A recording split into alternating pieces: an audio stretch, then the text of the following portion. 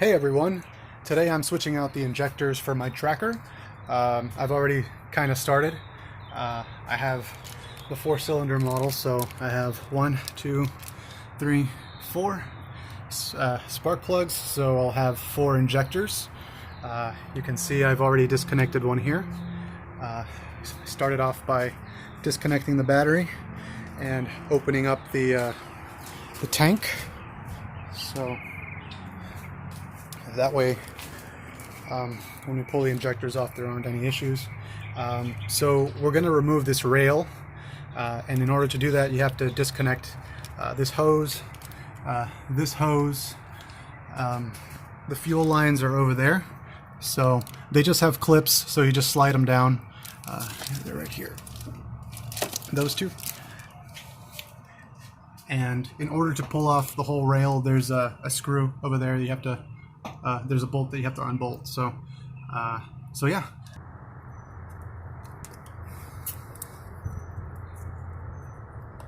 This is a 10 millimeter. So the wires that go into the fuel injectors, they have their own separate set of bolts. I think it's just 1 or 2. Yeah, there's the other one right there. And that just holds the wires in place. So to get the wires off of this little clip, you just lift this up and it pulls right out. So do that for this one here. And now we have better access to our injector clip. Let me turn on the light.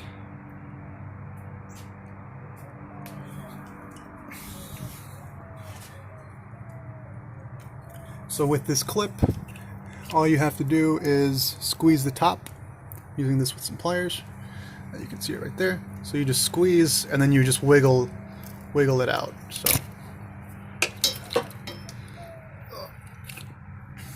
okay, 1 second.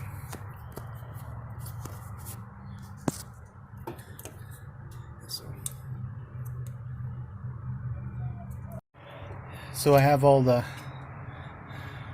injectors disconnected. Like I said, you just squeeze this up here, right there, and it's got a little clip, so it'll release it. And just be aware, these swivel, so just be aware of that. Now we just take off these 3 bolts right here.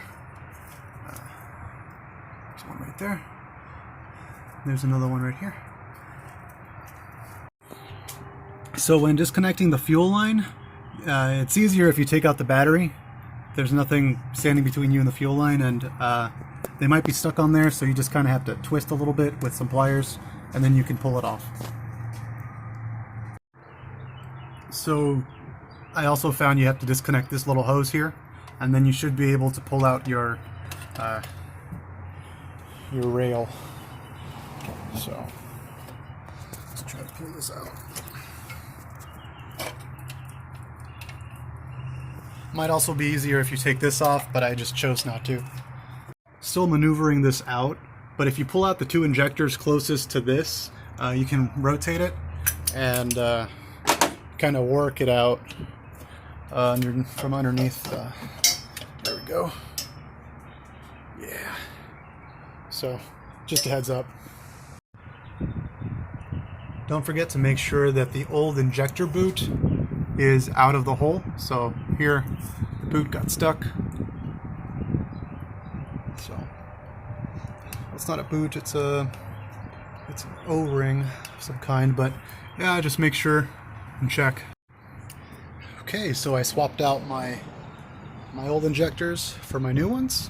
I actually put this back in, and then I put this injector in, and I'm about to add the last injector, just so that I don't have to deal with hitting this. But yeah, let's connect this, and once it's in, just make sure it's in there.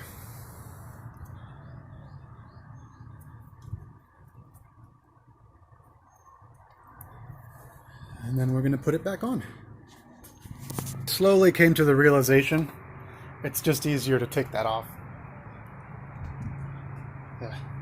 So have my boots, my little spacers, I'm sorry. They go right here, so that way everything sits properly, and make sure you don't lose those. Those are important.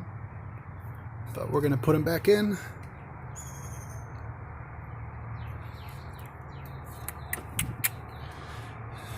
And then we're gonna put our injectors back on. So it's easier to clip these before you put them in. That way everything's connected and it's going back on as one piece. So it's actually better that way. Okay, so the rail is put back in. All the bolts are back in. Connecting this little hose.